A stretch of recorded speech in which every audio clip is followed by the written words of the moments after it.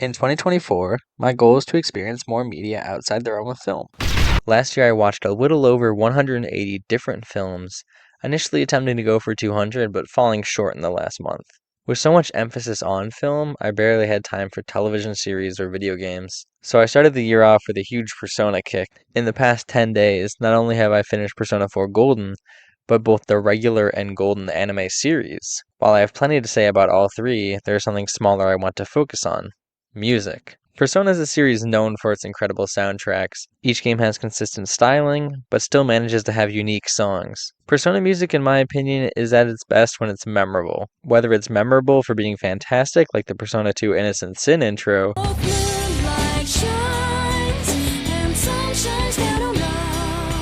or for being atrocious, like check it out, I'm in the house like carpet. What matters is when the music stays with the player. Persona 4 Golden is my favorite in this department, with songs like the Back of the TV theme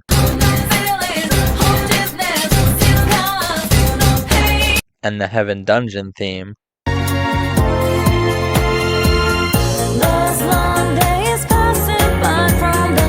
Sticking with me throughout my entire playthrough. There was one song that stood out to me the most, the song in particular being one that plays so often that the player might even forget it's there. And that song is A Sky Full of Stars.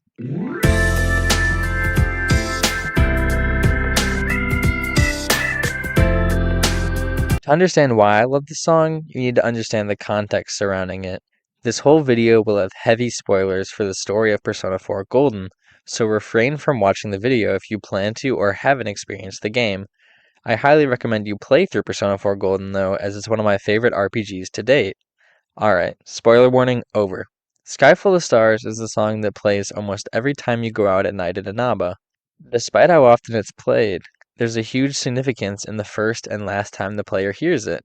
The first time is on April 17th, 6 days after the first playable day in the game. In the 6-day period, you experience the drawn-out opening that Persona games usually have. You meet your friends Yosuke, Chie, Yukiko, and Teddy, and learn more about the mysterious Midnight Channel and TV world. After 2 murders, you fear Yukiko could be the next, and experience the first day of her dungeon, which ironically is more focused on Chie. After being forced to leave, you return home. Initially, you're barred from going outside by Dojima, who stopped you before, if not him then other messages about being tired or needing to unpack. You go back to your room, but are called back down by Nanako. Nanako informs you of a phone call from your teacher, Mr. Marooka. He instructs the player to meet him in the shopping district to obtain a school jersey. Dojima allows you to go and do this, so you're finally able to step outside. Once outside, for a brief moment there's no music, and then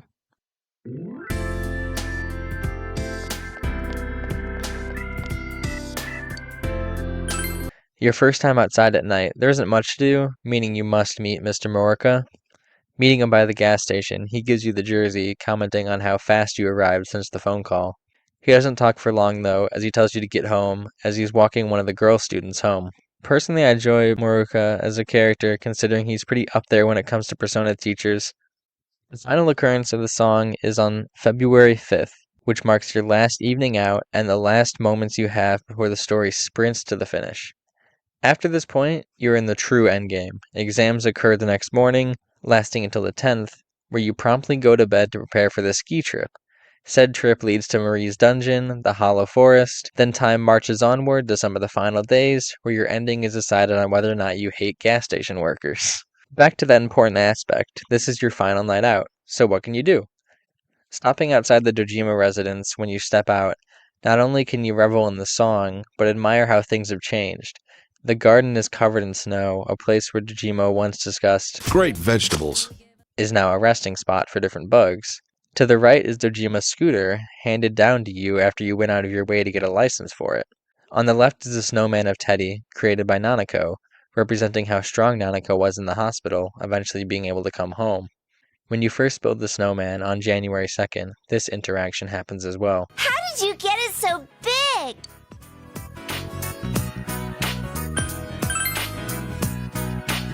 I'm a strong girl, though. I can hold a frying pan all by myself. Moving away from the door, there's a cat you can pet and spend time with to gain expression. Neat. Heading into the shopping district, there's a couple things of note. Upon entering, you'll see the bus stop, similar to your first time there. You can't use it. None of those jobs are available on Sunday.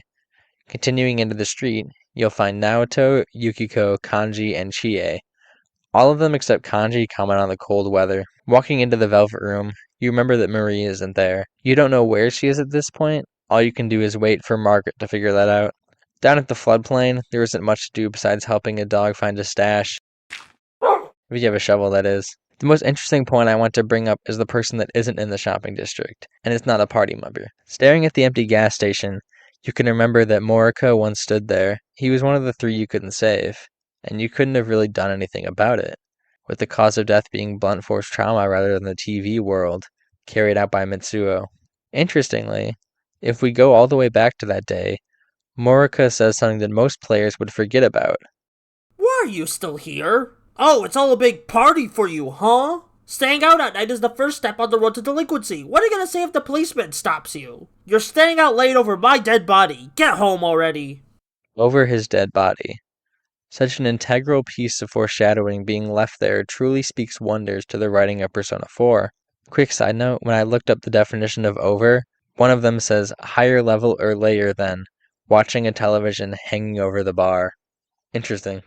If we want to take it a step further, we can take this a different way. The investigation itself changed over his dead body, with the different cause of death sparking new leads in the investigation. We must also consider the condition of his corpse. The first two victims are still listed with an unknown cause of death. Thanks for that, Marooka. Hopefully you didn't go to hell just for being mean to high schoolers. With all this being said, it sucks that the game never tells you that February 5th is the last evening you get to yourself. If it did, I'm sure a lot more people would take it slow and remember the things I stopped to consider. With all this context in mind now, I'd like to discuss the song itself. I love the beginning with the harmonic organ slide leading straight into a bigger note where the percussion comes in. Another one of my favorite ones is one that I call the cat. It goes like this. Just like that. The reason why I call this one the cat is because it kind of has this.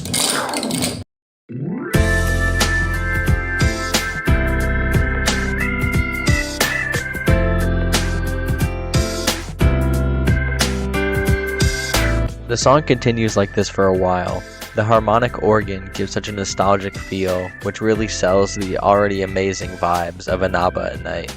By virtue, the music almost compels you to contemplate which night walks are a perfect time for. The song's name connects to this as well, a sky full of stars.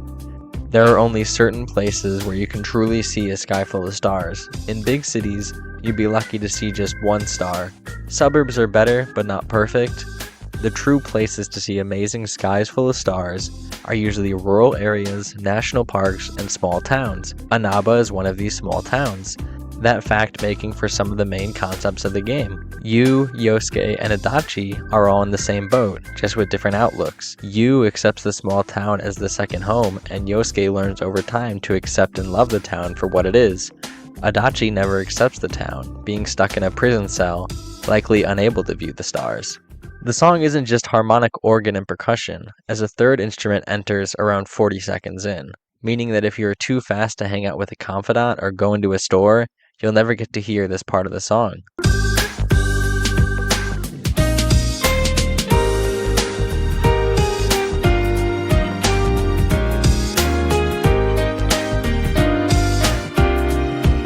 A traditional piano is added as the third instrument, playing a specific leitmotif.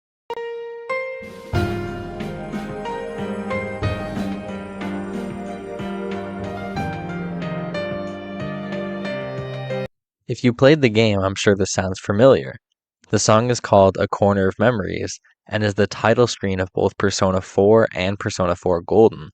Considering how A Corner of Memories is the song you hear before starting a new game, and the song you hear when you finish your game, returning to the title screen to remember your playthrough. This ties in perfectly with the importance and themes mentioned about A Sky Full of Stars, making it all the more impactful that there is a reference to the title screen hidden within. Damn it! In-game, the song loops, never truly ending.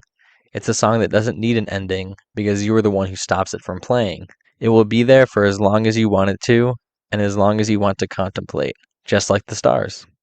Adachi prefers not to see the stars. Yosuke learned to appreciate the stars, and the protagonist, he saw the beauty all along, ever since that April evening when you first looked up at a sky full of stars.